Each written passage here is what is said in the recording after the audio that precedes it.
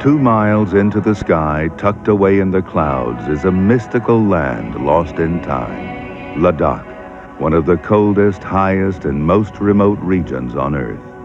This isolated land of rock and snow is home to an ancient culture and rare and elusive wildlife, like the magnificent snow leopard.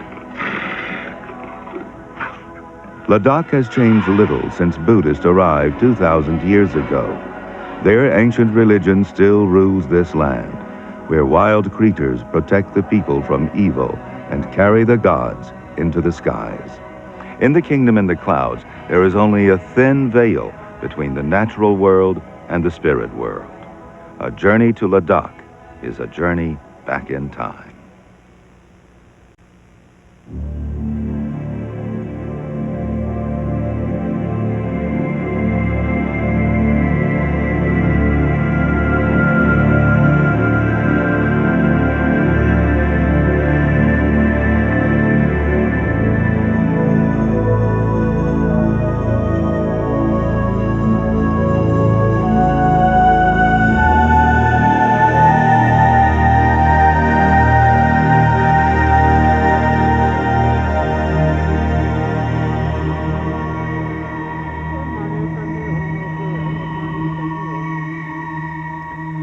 다스와 성계 난지 공속방 망 성계 난지 촉삭방 달타주파 난지 잡단도 민고 이게 동만 중화쇼 엄마니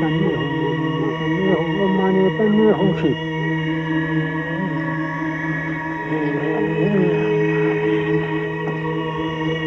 There are few places and few cultures left on Earth which remain unchanged as the centuries tick away. Ladakh is one of these rare places. This is a barren land of rock and snow and bitter cold. All the inhabitants of Ladakh have had to adapt to life in this unforgiving, frozen desert.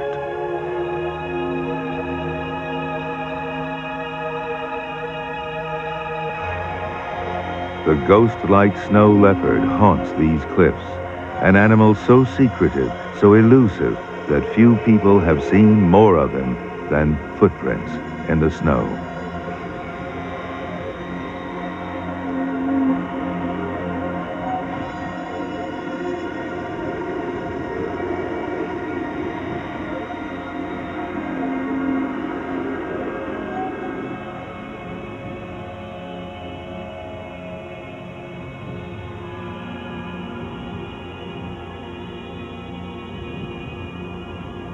Ladakh is an isolated world, perched so high in the Himalayas it seems to brush against the heavens.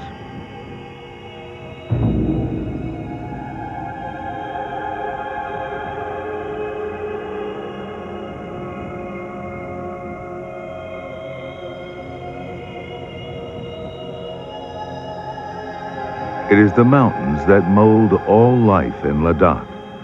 These jagged towers block the rain clouds heading north. Ladakh is left bone dry, dependent on moisture from melting snows.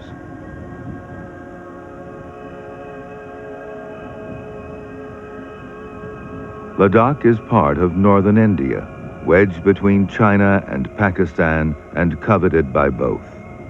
Border conflicts closed Ladakh to foreigners for many years.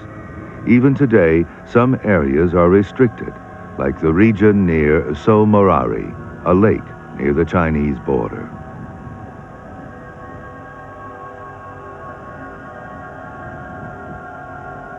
This satellite photo reveals Somorari's vastness at 15,000 feet above sea level. A Ladakhi poem tells how it came to be. When the glacier forms on the heights, it will give birth to a turquoise lake.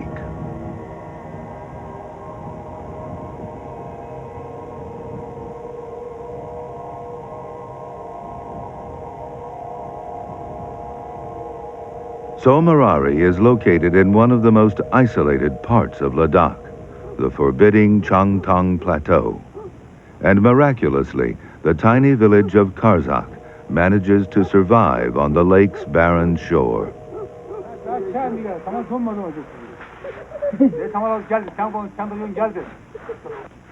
The villagers' ancient way of life and Buddhist faith have remained undisturbed for centuries, untouched by the modern world.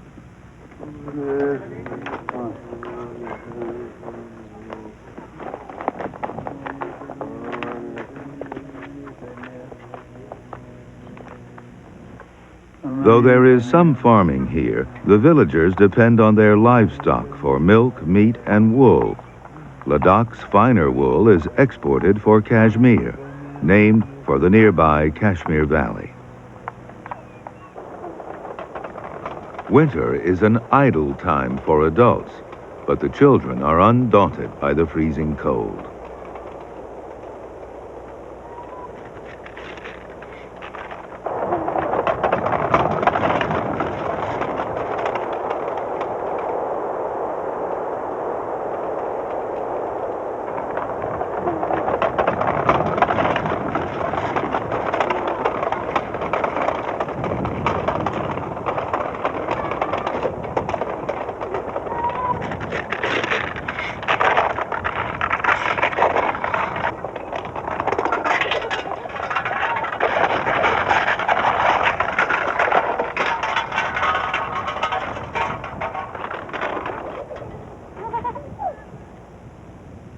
During the winter, many of the villagers close up their houses and bring their flocks to the warmer valleys.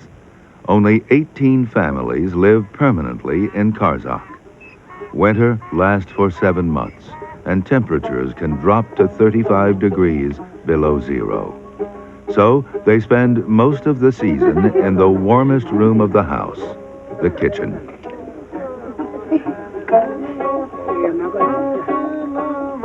Chawang Dorji is entertaining his family by playing the damyen, an instrument similar to the sitar. The family depends on their one summer harvest to get them through the long winter. Their main diet is butter tea and sampa, a thick soup of barley meal.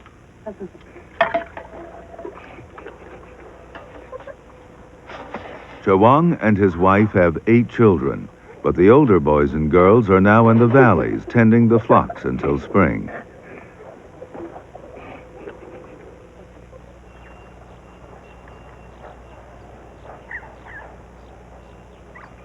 This migration of men and beasts to the lower valleys is an ancient adaptation to life in the Himalayas.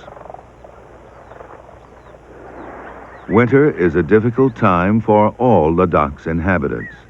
Most birds migrate to warmer climes, but these finches merely flock to the lower slopes. The chukar partridge remains at higher altitudes, searching for any tidbit it can find buried under the blanket of snow. Predators often follow their prey down the slopes. This rare white lynx is the first to be filmed in India.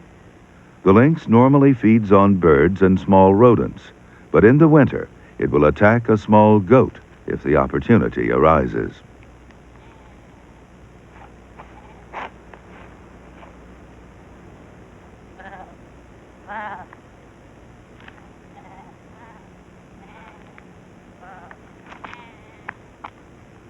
The lynx uses its large ears as antennas to find its prey.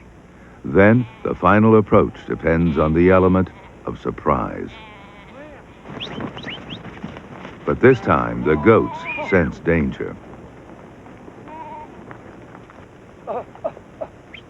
Their nervousness alerts the shepherd, and the hungry predator gives up the chase. The lynx is hunted for its beautiful and valuable fur and is now listed as an endangered species.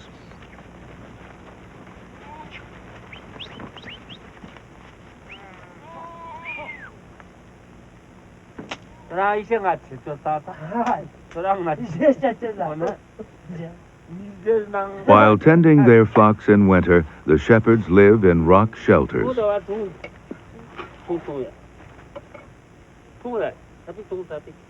This is how life has been in Ladakh for thousands of years. Rock carvings reveal this ancient past, one of nomadic peoples with strong religious faith.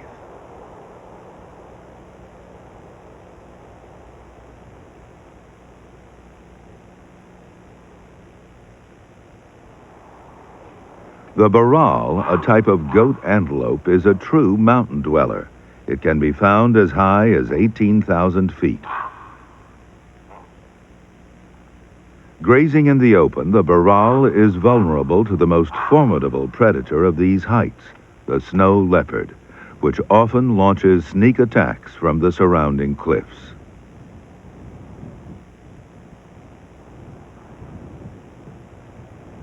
The snow leopard is almost never seen in the wild. It's one of the rarest and most endangered of the world's large cats.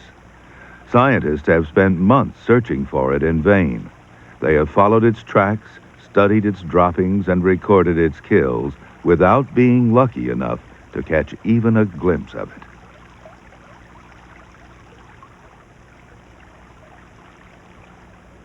The snow leopard leaves distinct territorial markers called scrapes, often punctuated with urine. This is some of the rarest wildlife footage in the world. Our camera team searched for 3 winters before capturing this snow leopard on film. Scavengers like this golden eagle have to relinquish their find when the snow leopard returns to its kill, a yak calf which got separated from the herd. The snow leopard is superbly adapted to hunt in this high mountain terrain. Its magnificent fur provides camouflage in snow and rock, and its body is built for climbing.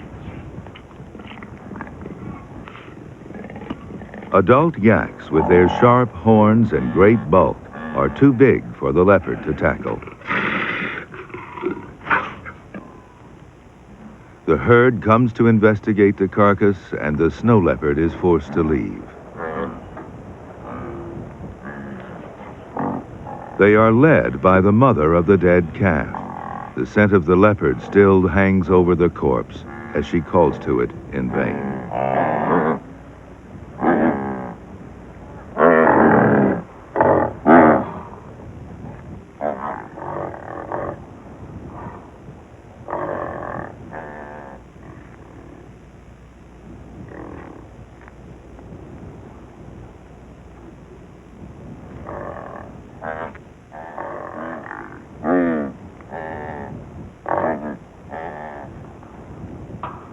The predator waits for nightfall to return.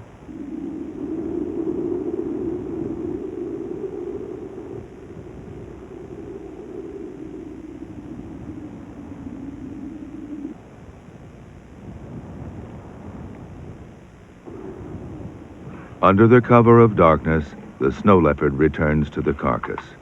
He will feed on this kill for several days, then retreat to the seclusion of the hills.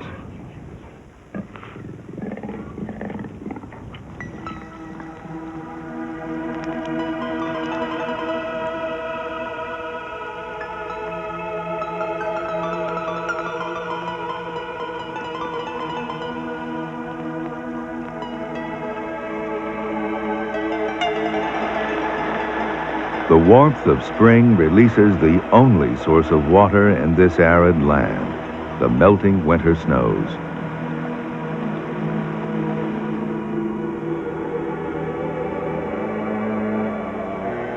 At Somarari, a crack spreads from shore to shore as the sheet of ice begins to thaw.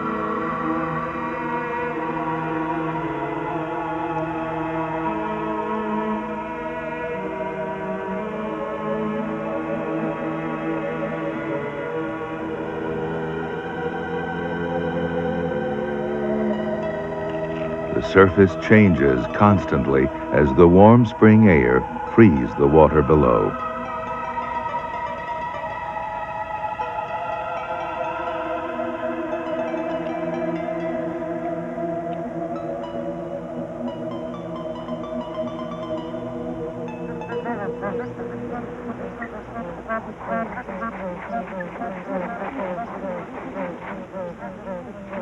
The seasonal visitors have just started to arrive from the plains of North India. The bar-headed geese set their course for Somarari every spring. The pairs are mated for life. They return each year to stake their claim on an island in the middle of the lake, nicknamed Bar Island. They have the longest wings of any geese, which enable them to fly over the highest mountains in the world.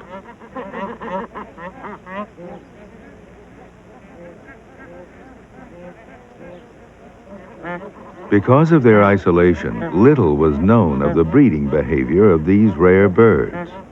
Recently, however, Bar Island has revealed a fascinating and complex social interplay.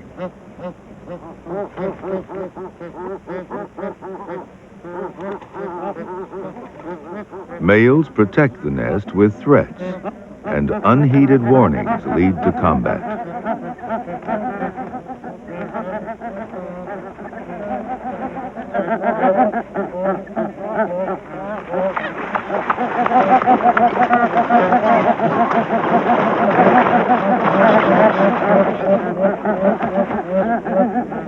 Mating occurs only in the water. After mating, the male seems to express a feeling of exaltation.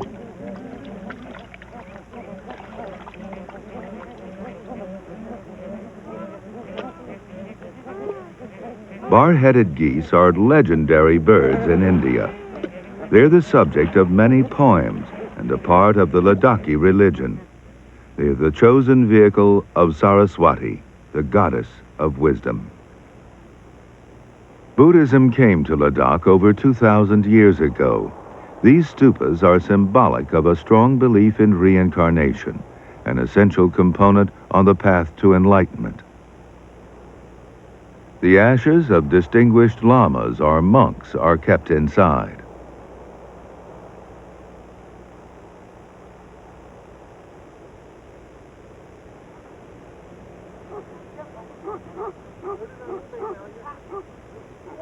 Buddhism is the center of all life in Karzak. The monastery is the most important building in the village. It is the home of the lamas and a place of worship.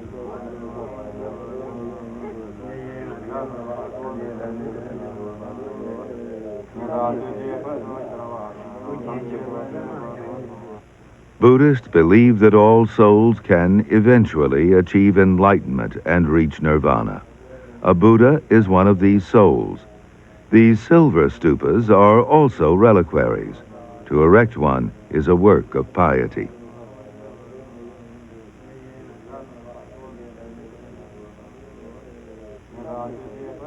Offerings for the monks, such as butter for lamp oil, are placed in the temple. The monastery here belongs to one of the oldest religious orders in the Buddhist world, the Red-Hatted sect.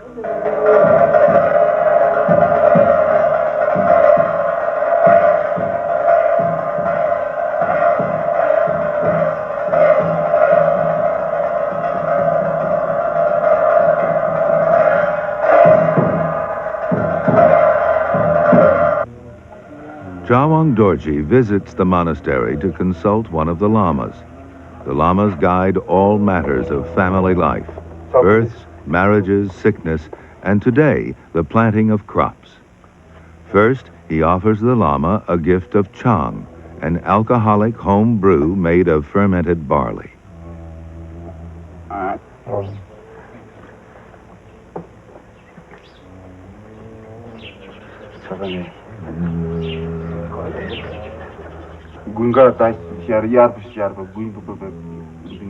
Chawang asks for the best day to begin planting his crops.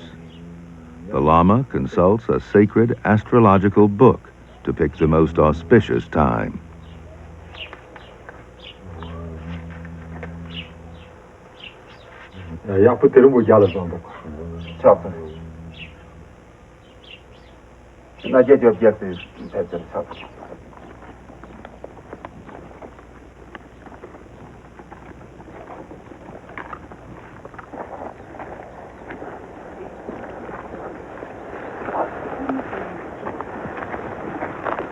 On this important day, the whole family and a few friends participate. The Lama prays for the success of the summer harvest. These crops must feed the family throughout the entire year.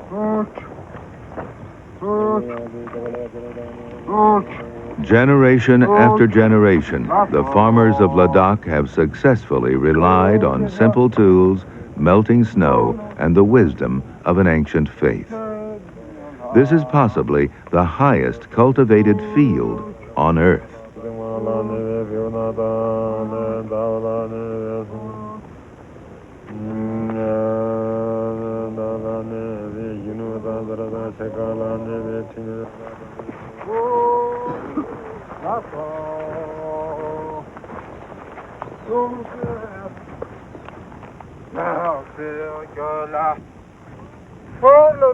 The parak, or turquoise-studded headdress, is worn by women on all important occasions.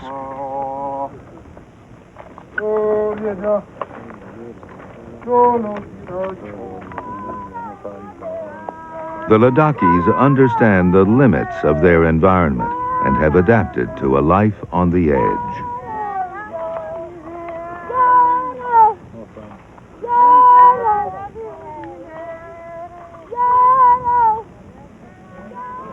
On Bar Island, the disputes over nest sites have all been settled. The preferred sites are in the center, away from the lapping waves. It's the younger geese that get stuck with beachfront property.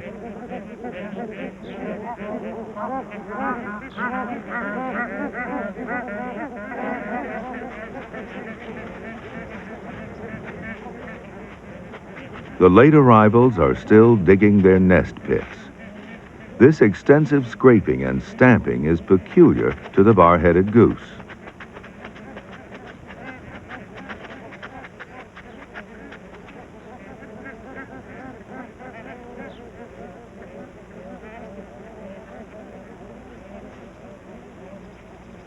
Sand, sticks, and rocks are used for the bulk of the nest, which is then lined with their own down for warmth.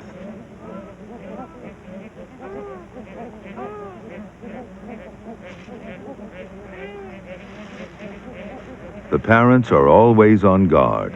The island offers protection from some predators, but others find their way here year after year.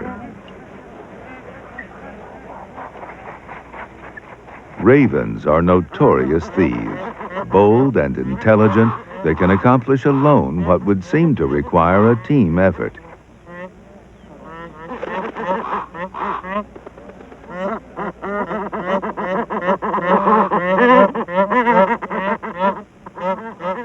They use an effective technique of constant harassment.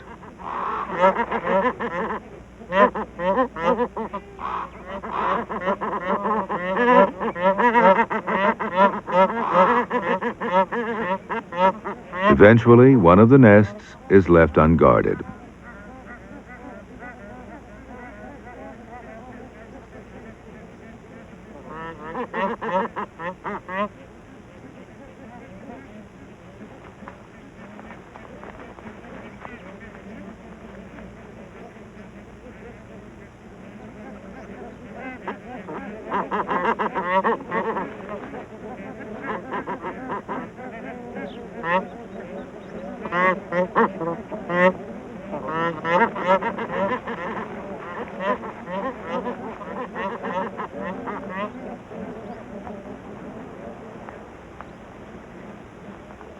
The geese take out their frustration on each other.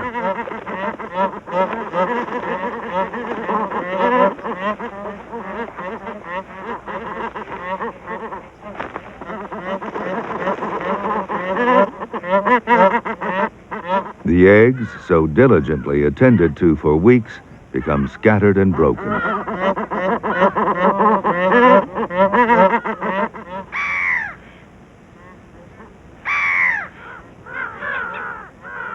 Another scavenger, the brown-headed gull, has come to profit from the chaos.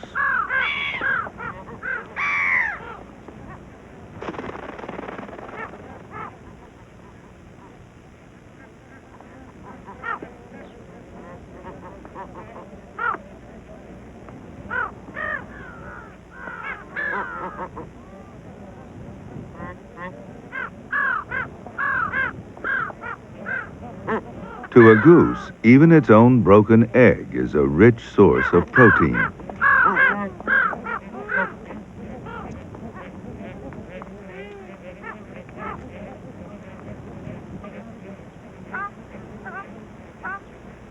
Some of the other visitors to Bar Island are less disturbing to the geese.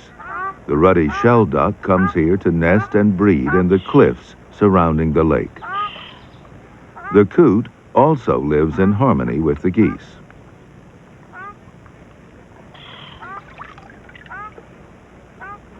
Great-crested grebes build their nests on water, a raft made from vegetation dredged up from the lake bottom.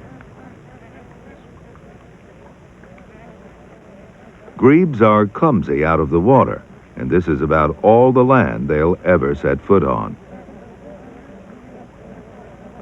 The male and female share all the chores of parenthood, but on this calm spring day, it's just a matter of waiting.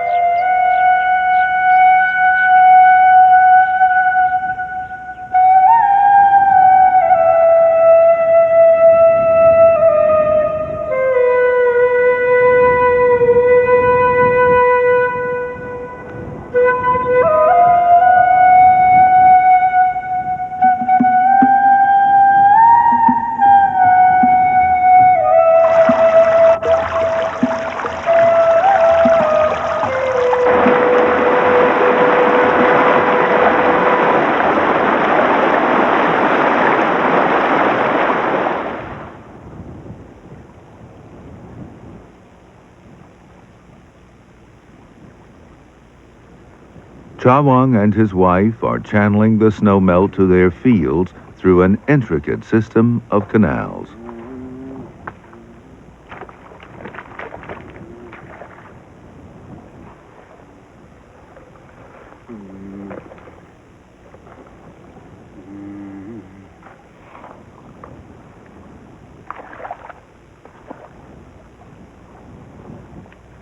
Ladakhis are still farming their desert without any modern technology. The water of landlocked Somarari is useless to the people of Karzakh. It's too salty to drink or use in their fields.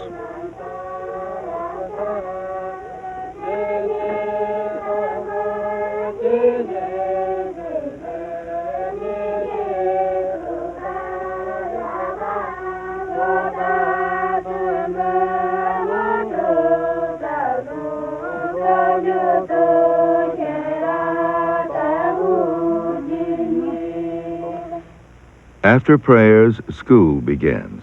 Literacy is important to the Ladakhi people. Even in the smallest of villages, education is provided up to the 8th grade.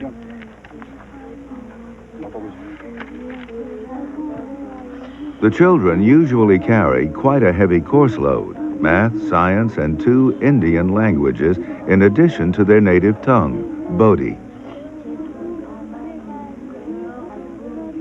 This is no easy task. Each language has a different alphabet.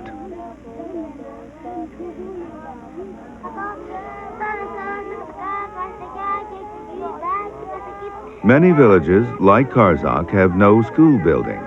Today, they meet in a sheep pen.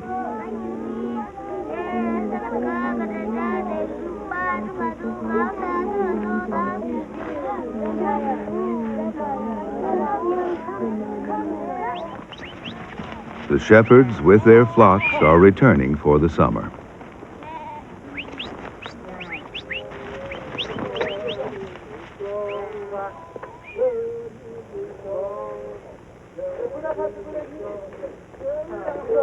After 300 years, a section of the monastery needs rebuilding.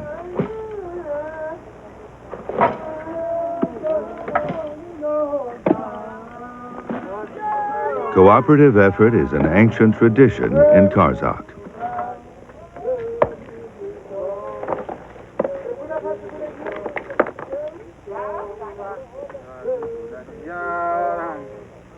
Most people have trouble simply breathing at this high altitude. much less carrying 165 pounds on their backs. The air here contains only half the amount of oxygen found at sea level.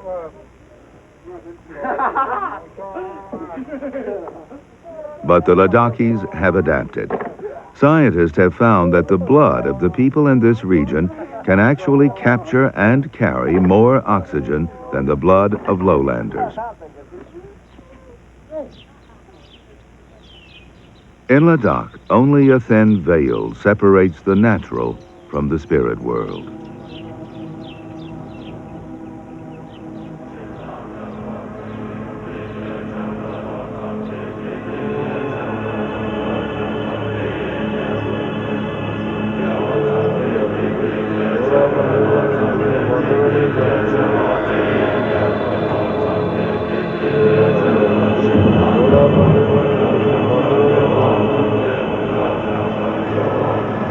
It's now midsummer, but still quite cold at Somarari.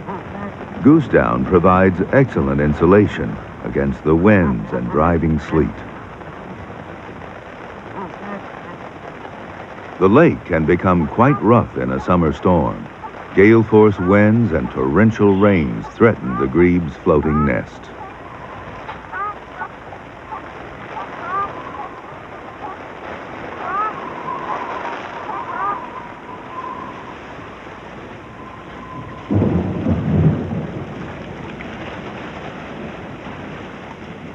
The female grebe remains stalwart against the storm, while the male tries desperately to buttress the nest against the swells.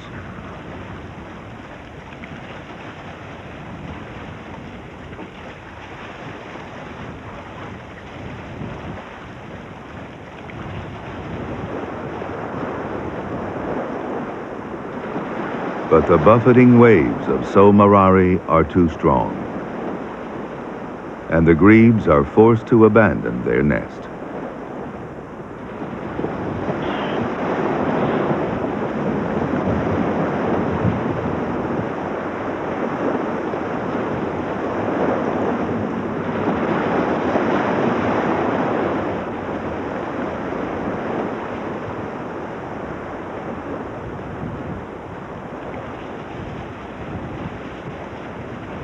Finally, the storm begins to abate and the surging waters subside.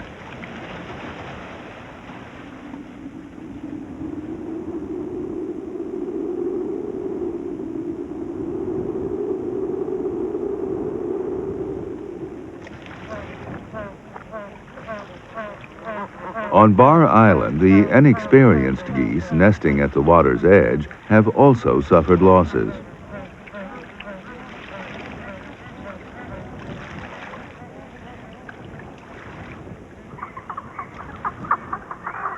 As calm returns, the grebes are ready to try again.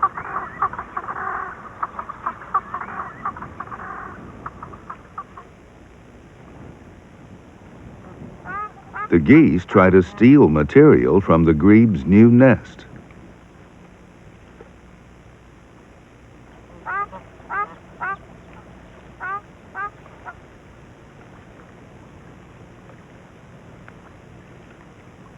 The grebes retaliate with a submarine attack.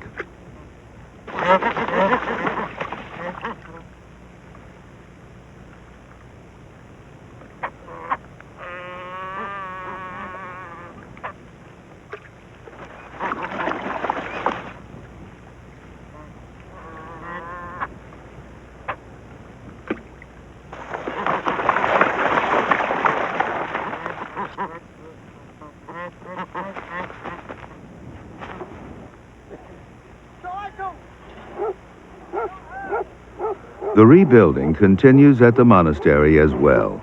The villagers enjoy the summer sun, enabling them to shed their heavy clothes.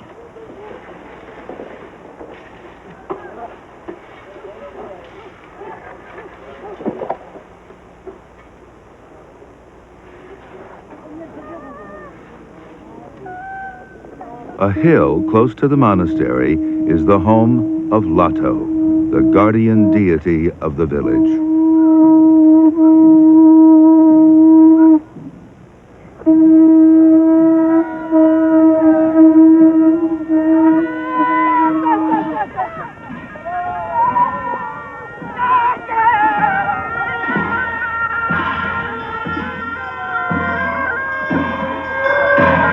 Once a year, the villagers and the llamas visit Lato, seeking protection against evil spirits.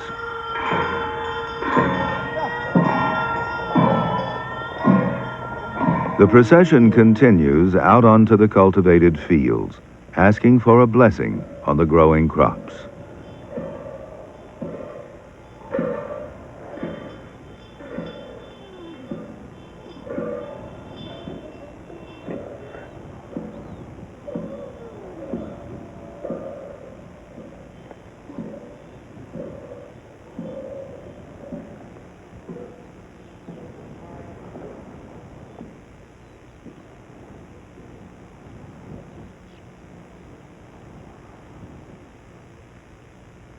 Crops are not the only things growing on the edge of the village. The bar-headed geese chicks have just begun to hatch.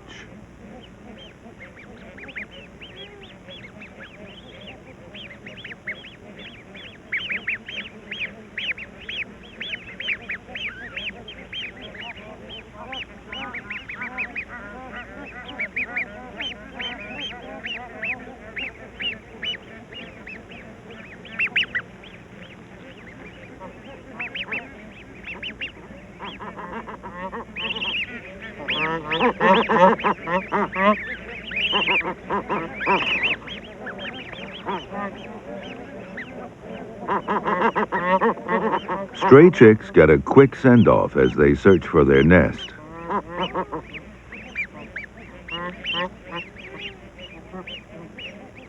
A lost chick is in serious danger.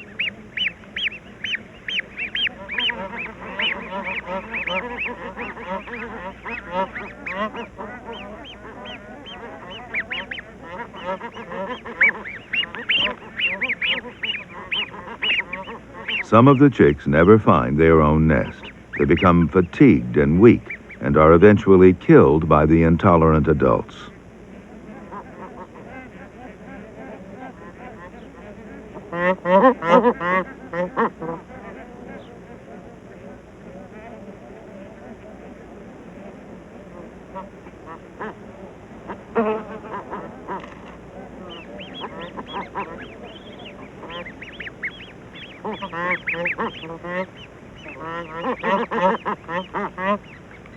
The parents bring their chicks into the lake when they're only 1 or 2 days old.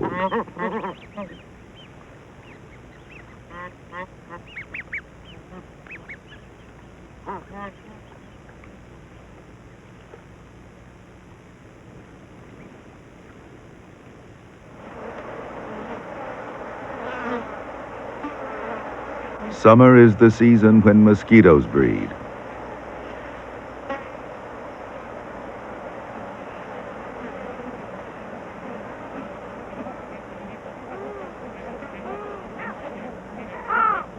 The swarms are a nuisance for some, food for others.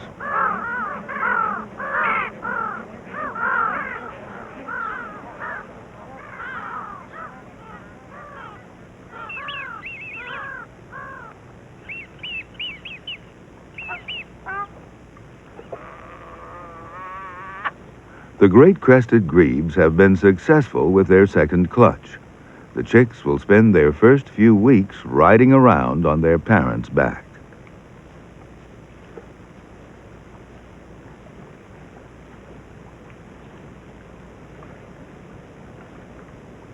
Getting into position isn't easy, but they encourage the youngsters by raising their wings.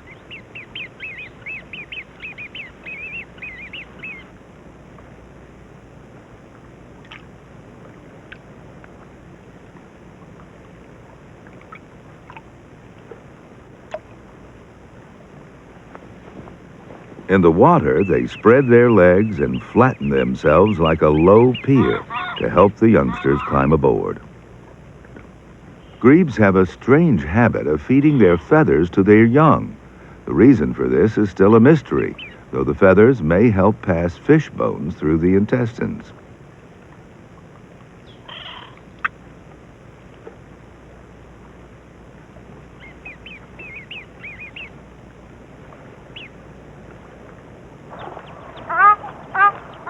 The ruddy shelduck has also managed to rear a family.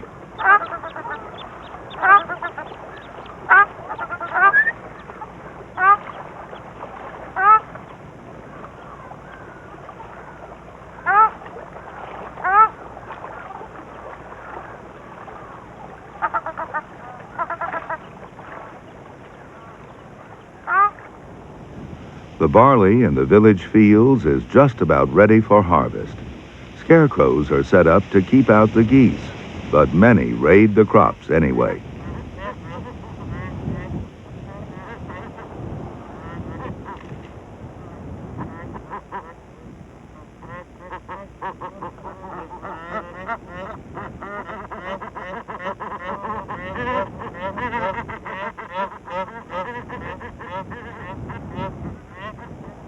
Buddhists do not believe in harming any living creature.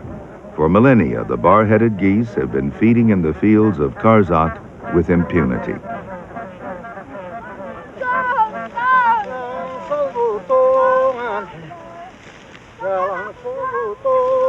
There's also a pea crop, though the summer is too short for the pods to ripen.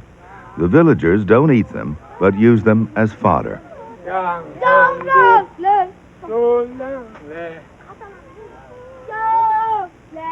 The plants are stored on the roofs of houses, outdoor refrigerators. The atmosphere is so dry and cold that food can be preserved by simply exposing it to the air.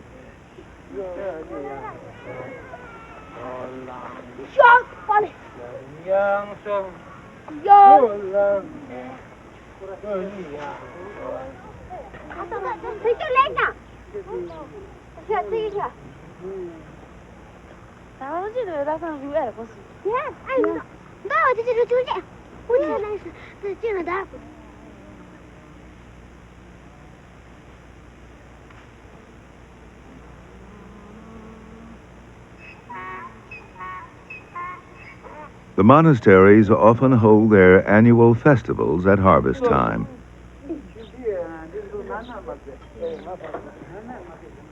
Paintings of Buddha, called tankas, are hung in the courtyard.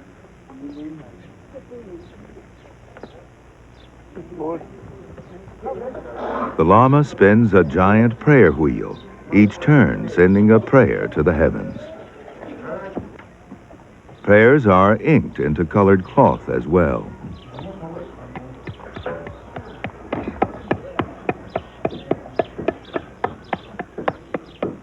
The prayer flags are then wrapped onto a tall pole and raised high above the courtyard. These prayers are carried to heaven by the wind.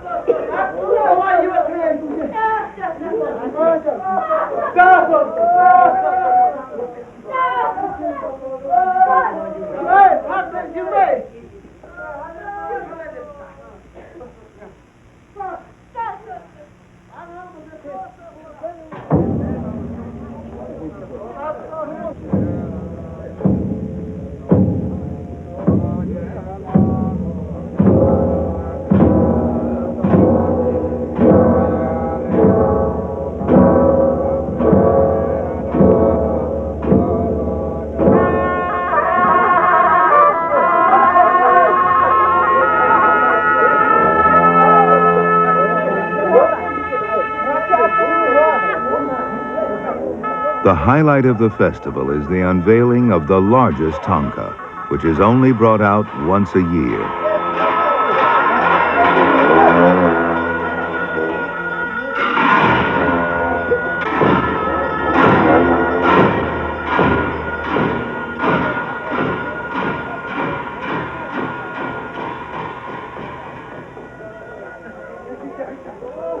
The image of Buddha is sacred, and mothers bring their children to obtain a blessing by touching it.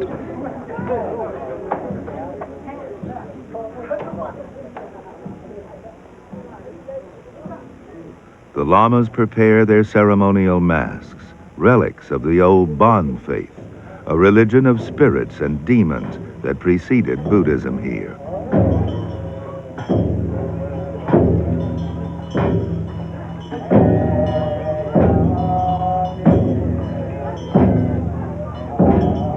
The masks represent the forces of good and evil.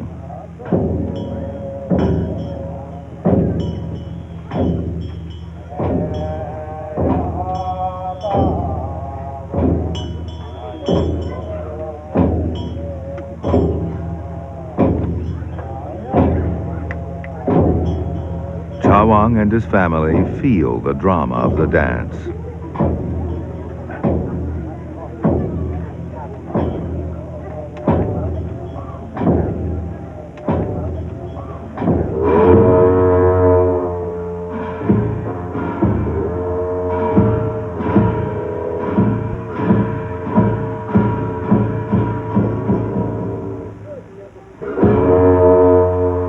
evil spirits are called into an effigy of a human, which is then slain, a ritual triumph of good over evil.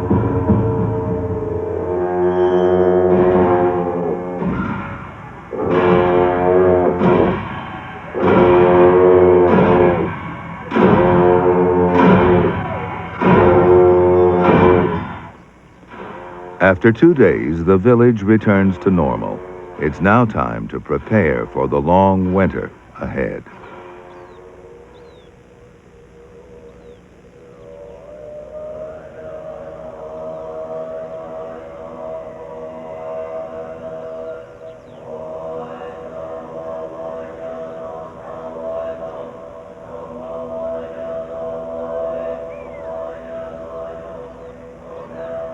The flocks are moved back to the lower valleys.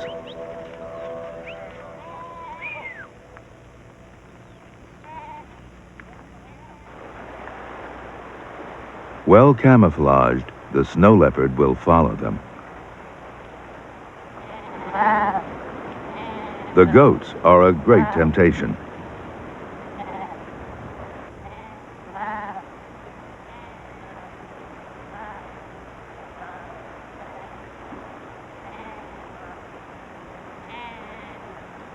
The snow leopard approaches the herd from behind the knoll.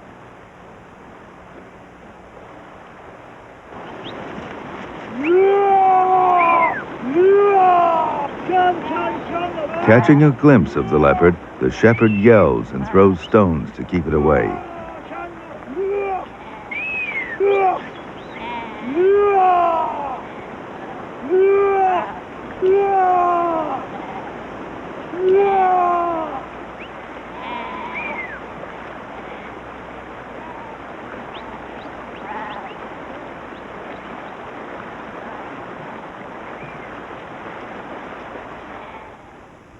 But the leopard has made his kill.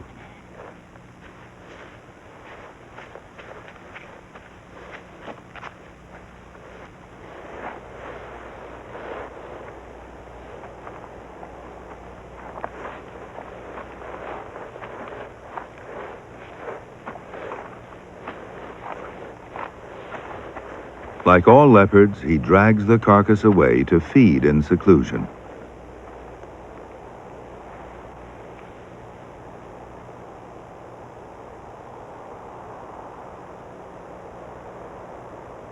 Snow leopards once roamed an enormous area, perhaps 500,000 square miles of inner Asia. The fur trade, which decimated their population, has been greatly reduced, but the snow leopards are still threatened by habitat loss and by shepherds protecting their flocks. Today, they're listed as an endangered species. But some poaching still continues. About a dozen skins are smuggled out of Ladakh each year. A snow leopard coat can bring as much as $60,000 on the black market.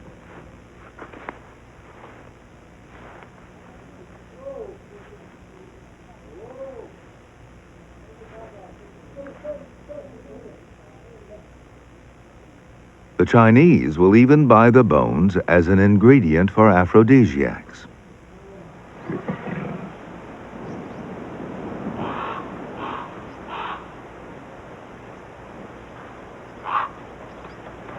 This male leopard has just finished feeding on his favorite prey, the varroa.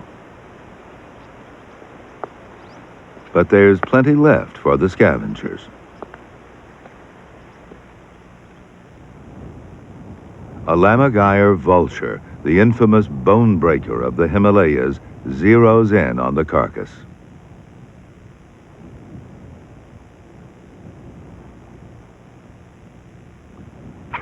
The griffin vulture is smaller, but aggressive.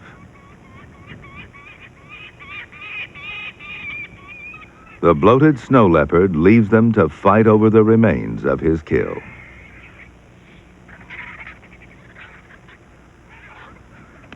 The two vultures have different diets: bones for the lammergeier, flesh for the griffin.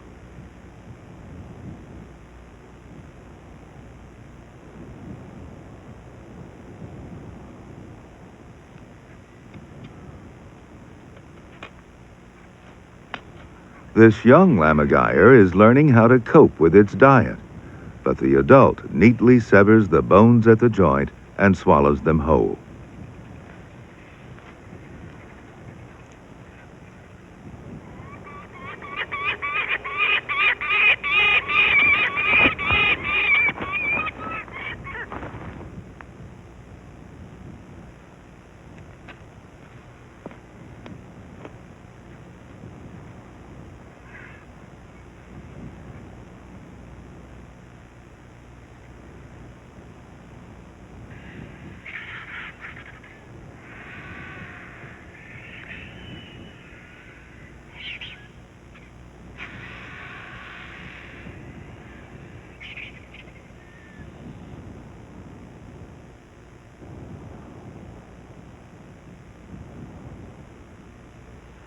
As the lake begins to freeze again, the villagers gather firewood for the winter from the valleys.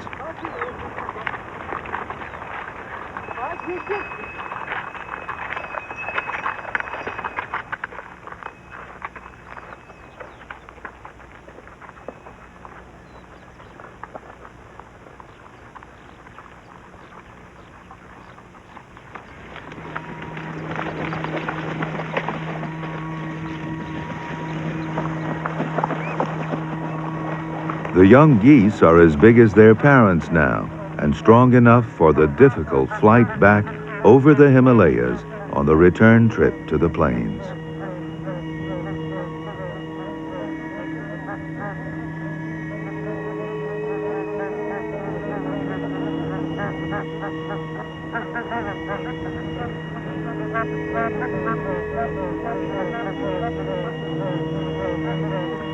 These graceful geese are the swans of India that carry Saraswati into the skies.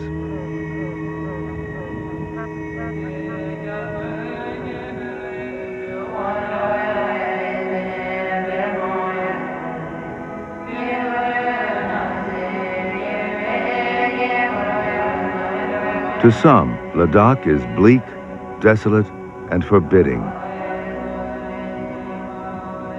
To others, it's a place of sublime tranquility, compassion, and enlightenment.